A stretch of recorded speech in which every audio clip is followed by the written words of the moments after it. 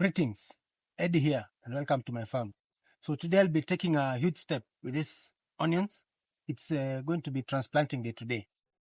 So I've been taking care of these little guys for a few weeks now, and now they seem strong and ready to move to their new home on the new permanent beds. That's why I'm going to be transplanting them too. They seem now ready, strong enough, and ready to move to their new home.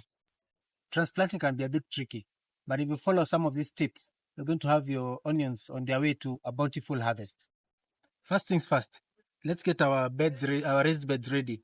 So what you're going to do, you want the soil to be nice and loose. So I'm going to be using a rake to fluff it up and a little bit. So remember, we need good drainage, which is very key for the onions, because we want to ensure that the raised beds are not waterlogged. Well, now, before planting anything, it's always good to check on the soil's pH. So I would always recommend you do some soil testing before you plant anything, so that you can be able to test your, the nutrient levels in your soil, as well as the pH levels. Onions prefer slightly acidic soil, around the pH of about 6 to 6.8. So if your soil falls outside this range, you can add amendments, maybe something like sulfur to lower the pH. But luckily here now, our soil, it's perfect for the onions. So we are just going to plant. All right, it's now time to remove our prized onions from the nursery bed. We want to ensure that we don't disturb the roots as much as possible. So it's always good to ensure that the nursery bed is well watered. At least on my case here, we received enough rainfall, so the nursery bed is moist enough. When removing the onions from the nursery bed, you try as much as possible to ensure that you don't disturb the roots. So you can use either a tool to help out in digging out the roots. So you can see how well established the roots are. This is a good sign. So this is what you want. Ensure that you don't disturb the roots so much. So you're going to be picking this now to move to our raised permanent beds. Now see how healthy these white roots are. See, nice and healthy and well developed. So this is a good sign. This is what you want. So you want to what we're going to do next is we're going to trim the green tops. Yeah. So that about a third or so. Yeah, going to trim it a bit, about a third. This will help with this is going to help the plant to focus its energy on establishing a strong root system in this new bed.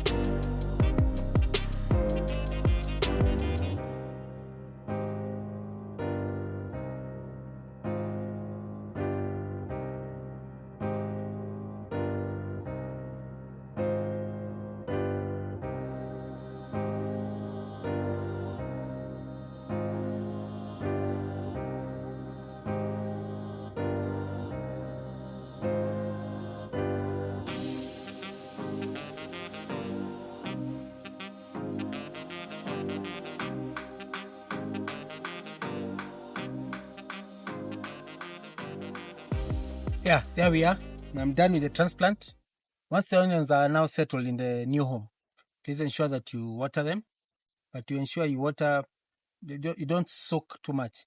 Just ensure that they get enough water so that they can settle into their new home.